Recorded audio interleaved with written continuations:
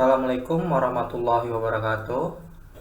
Pada kesempatan kali ini, saya akan melanjutkan penjelasan terkait penggunaan website LMS berbasis Moodle.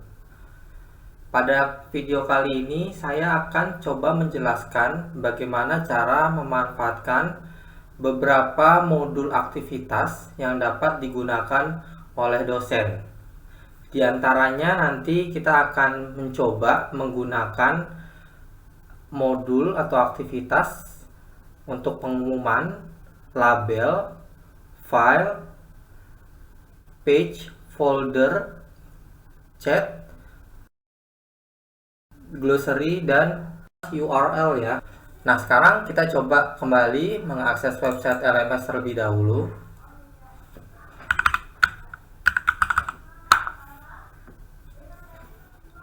Saya akan login menggunakan akun dosen.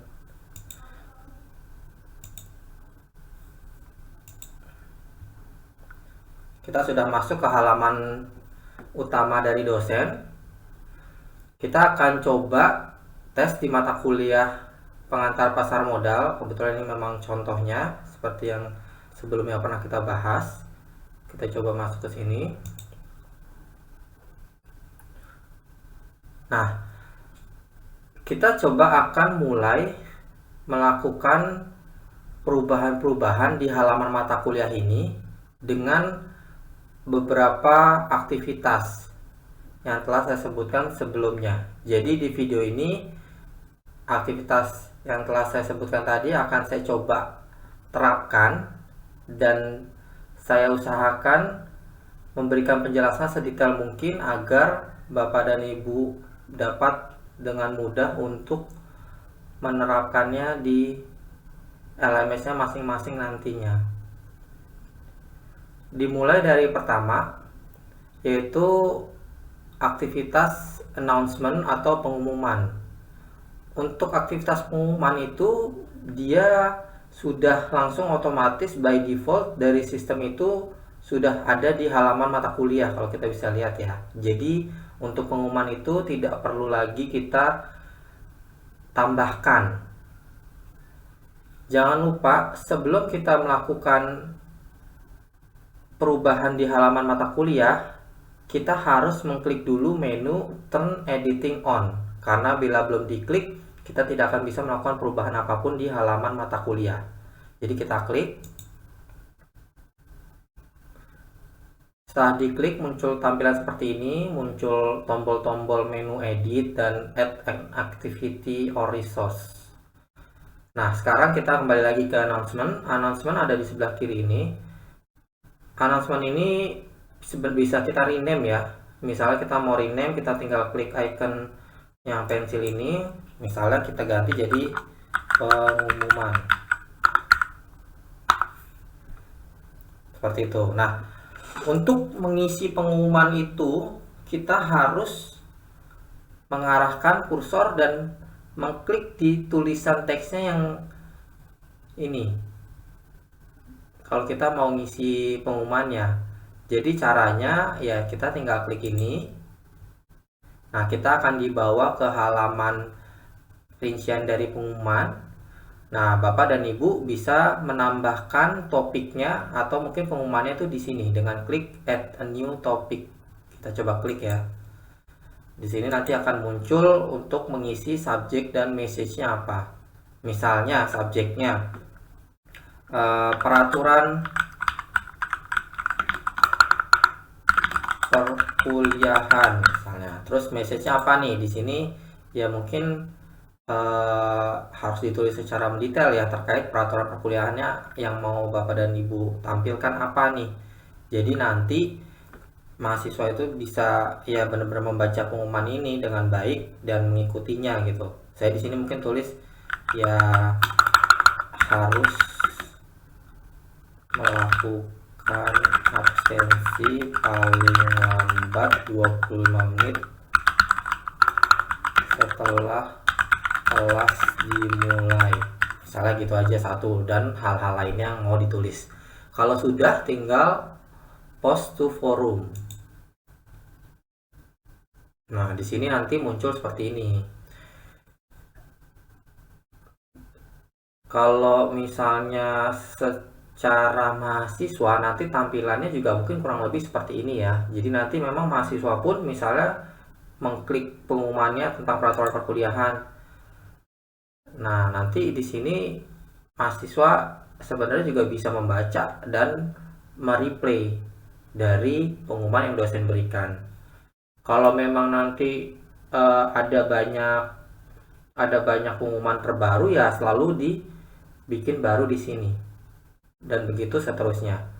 Pengumuman yang ditulis dosen di sini itu biasanya akan langsung masuk notifikasinya ke mahasiswa. Jadi kemungkinan besar mahasiswa pasti akan mengetahui bila ada pengumuman baru. Untuk fitur pengumuman yang perlu kita ketahui cukup di sini. Jadi untuk aktivitas pengumuman sementara itu saja. Kita akan lanjut ke penggunaan aktivitas kedua. Kita kembali ke halaman mata kuliah terlebih dahulu.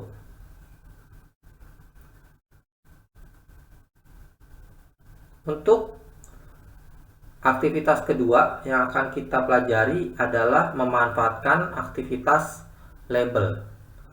Aktivitas label ini fungsinya untuk dosen bila ingin melakukan penginputan diantaranya sambutan atau mungkin ada teks yang ingin ditampilkan di halaman utamanya dari mata kuliah, kemudian juga ya ingin melakukan pelabelan untuk memberi keterangan terhadap suatu file, atau misalnya ada topik atau mungkin ada materi dan lain-lain, itu bisa memanfaatkan fitur aktivitas label. Langsung kita coba beri contoh ya. Misalnya di sini salah satunya yang akan dimanfaatkan ialah ketika dosen mau memberikan sambutan di dalam kelas.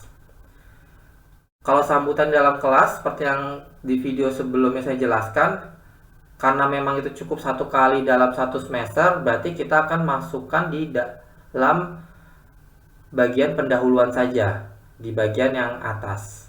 Nah, berarti kita akan klik activity-nya yang di sini.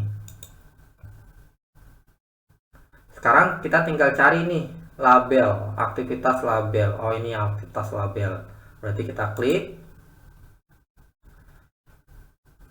Setelah tampil seperti ini, kita masukkan di kolom ini sambutannya apa yang dosen miliki, silahkan diketik. Untuk demo ini saya akan coba memasukkan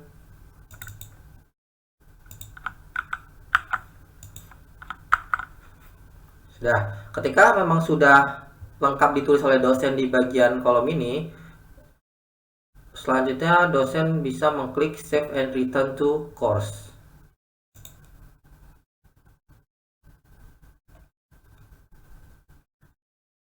Nah, sudah muncul di halaman utama dari mata kuliah.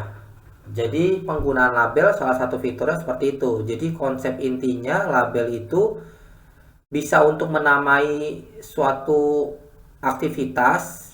Misalnya ingin memberikan penjelasan, misal ada aktivitas, taruhlah dosen mengupload mata kuliah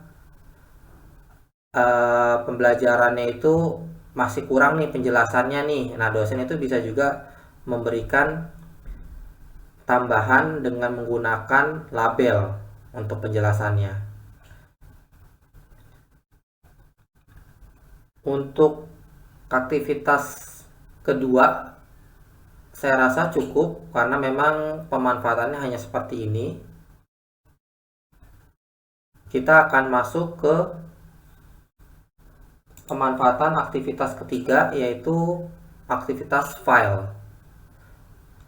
Untuk file sendiri sebenarnya bisa digunakan di bagian pendahuluan atau bagian rincian pertemuan, karena memang sifatnya sangat dinamis tergantung kebutuhan dari Bapak dan Ibu. Kita berikan contoh saja. Untuk file kita tetap taruh di bagian pendahuluan. Misalnya kita masukkan di sini, kita add, kita cari file, di sini ada file.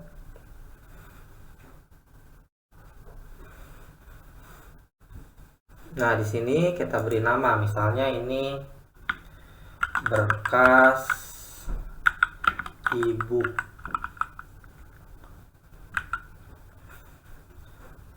Kalau mau memberikan deskripsi atas file ini, itu bisa di sini. Jadi harus di download dan dibaca karena materi sangat penting.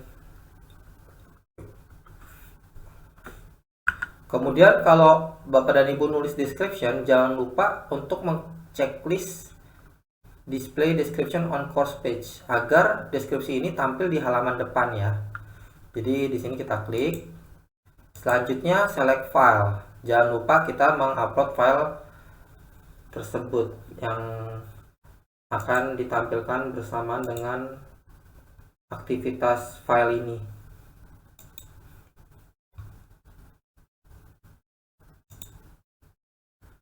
Misalnya saya akan mengupload ini. Oke, setelah kita taruh filenya, bisa di drag drop aja langsung ke sini, atau mungkin mau di browse juga boleh. Jadi selanjutnya kita setelah mengisi filenya, kita bisa save and return to course untuk menampilkan.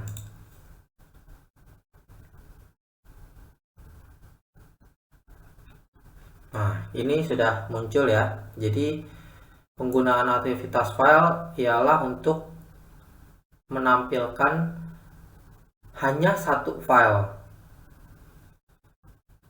untuk aktivitas file. Saya rasa untuk aktivitas file hanya sampai di sini. Pemanfaatannya cukup mudah. Kita akan lanjut ke aktivitas yang selanjutnya. Untuk aktivitas selanjutnya adalah aktivitas page. Aktivitas page ini dimanfaatkan oleh dosen untuk menampilkan semacam textbook tapi versi tulisan digitalnya gitu. Jadi misalnya Bapak dan Ibu punya satu artikel nih di Word gitu ya. Satu artikel di Word dan yang mungkin tidak terlalu panjang ya, mungkin ada satu halaman atau 2 halaman yang ingin ditampilkan. Nah, itu bisa ditampilkan di halaman utama mata kuliah dengan memberikan shortcut menggunakan aktivitas page. Jadi kita coba aja ya biar mudah pahamnya. Taruhlah untuk page ini akan saya taruh di topik 1. Berarti kliknya yang di sini ya.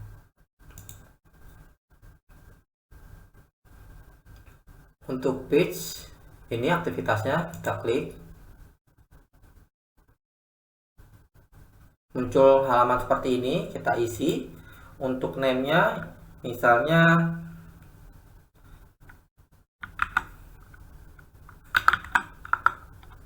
pengenalan mata kuliah.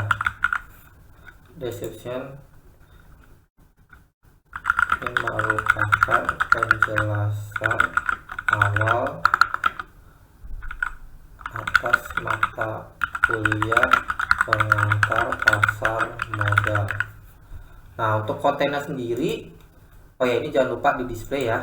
Untuk konten sendiri, ini isinya nih yang memang mau ditampilkan yang saya bilang tadi. Misal ada materi ringkas yang memang dosen ingin tampilkan.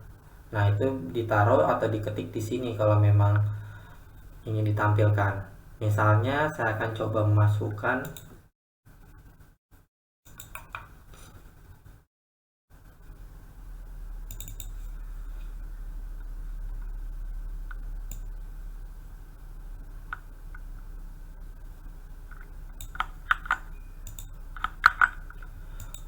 seperti ini. Misalnya saya masukkan.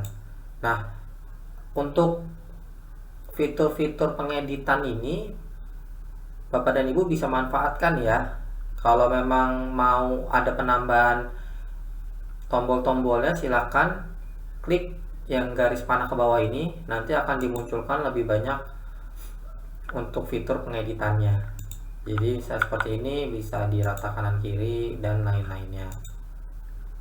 Nah, konten sudah saya isi. Selanjutnya dosen bisa melakukan save and return to course untuk menampilkan ke halaman mata kuliah. Jadi sini udah bisa terlihat ini adalah aktivitas dari page, penggunaan aktivitas page. Untuk previewnya, bila ingin lihat, Bapak dan Ibu bisa klik di teks pengenalan mata kuliah tulisan ini ya. Jadi tampilannya kan seperti ini. Nah, ketika diklik oleh mahasiswa, kurang lebih mereka akan melihat seperti ini. Jadi page ini dimanfaatkan oleh dosen untuk menampilkan lebih ke arahnya artikel singkat ya sebenarnya gitu. Jadi ketika dosen punya artikel singkat, entah terkait mata kuliah, terkait hal apapun, atau mungkin mau memberikan pengenalan awal dari mata kuliah dan lain-lain, nah itu bisa menggunakan page. Yang intinya sebenarnya page itu lebih ke untuk menampilkan artikel singkat. Sebenarnya bisa juga kalau memang artikel itu panjang, namun nanti jadinya halaman ini akan terus ke bawah dan panjang dan kurang enak dilihat. Nah, untuk artikel ataupun materi yang panjang nanti itu sebenarnya kalau memang dosen memang ingin sekali bentuknya dalam bentuk teks web based gini, nanti ada aktivitas lain namanya aktivitas listen yang memang akan kami ajarkan juga nanti di video selanjutnya mungkin. Jadi untuk page saya rasa cukup. Untuk page fiturnya seperti ini ya. Kita akan lanjut ke aktivitas selanjutnya.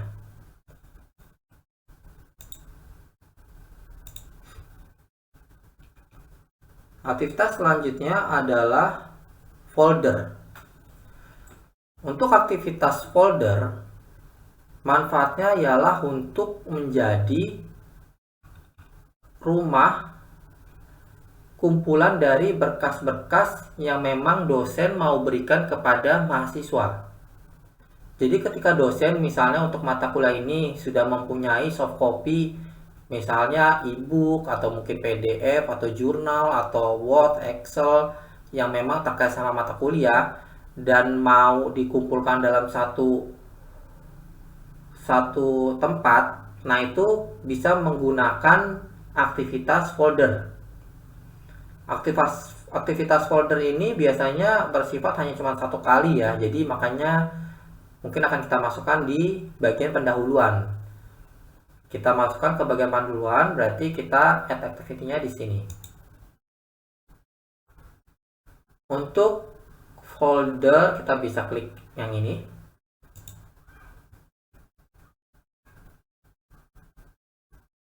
Oke, sekarang kita berikan nama, misalnya ini kumpulan berkas terkait pembelajaran. Untuk description-nya,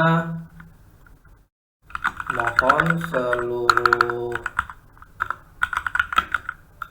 mahasiswa mendownload dan membaca materi tambahan yang ada di sini. Display di checklist. Kemudian kita masuk ke kontennya. Apa sih yang mau diupload? Nah, itu ditaruh di sini. Ini bisa diklik. Kemudian kita cari filenya.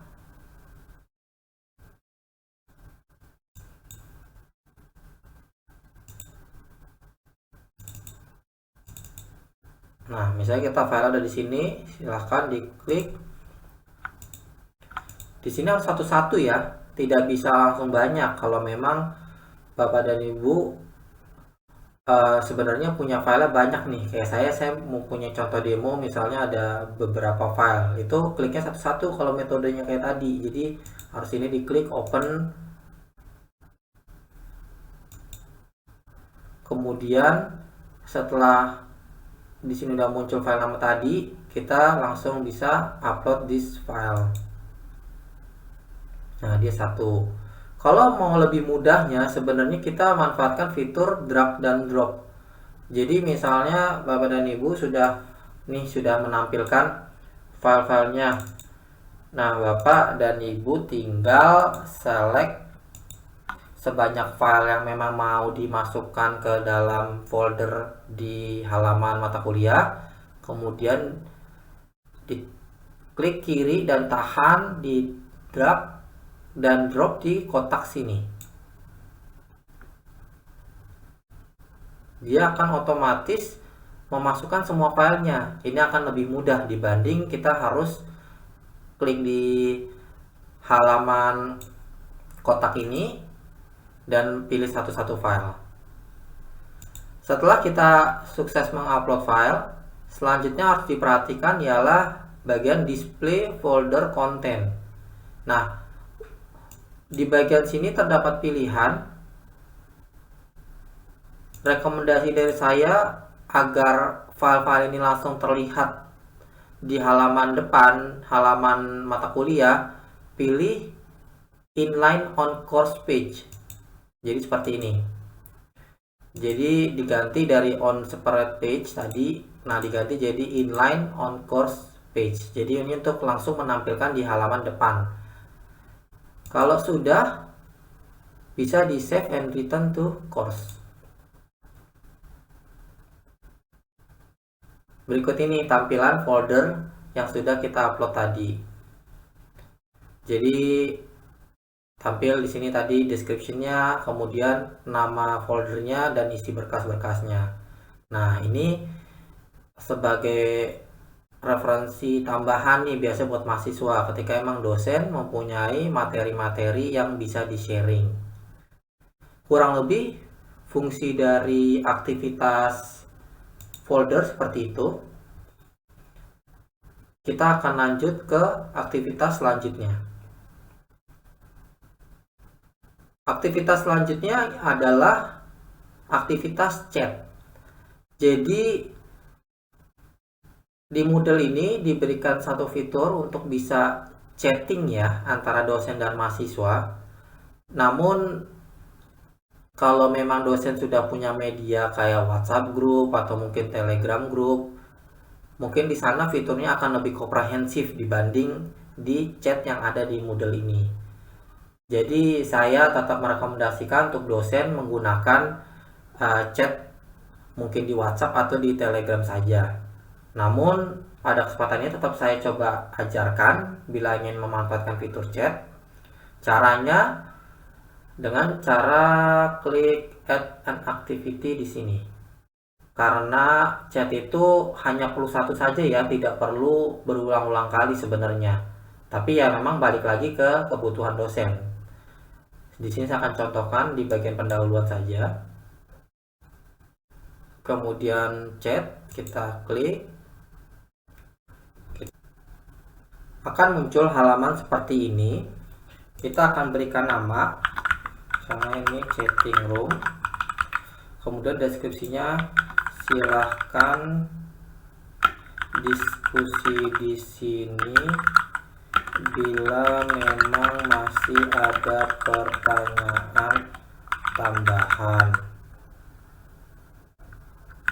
Mungkin kita beri catatan, taruhlah memang fitur chat ini kita manfaatkan ketika memang kita lagi jamnya pembelajaran misalnya. Berarti kita tulis hanya pada saat jam pembelajaran atau hal-hal lainnya yang memang ketentuannya dosen ingin buat. Jangan lupa di display. Kalau sudah, langsung save and return to course. sekarang muncul ada satu aktivitas namanya chatting room.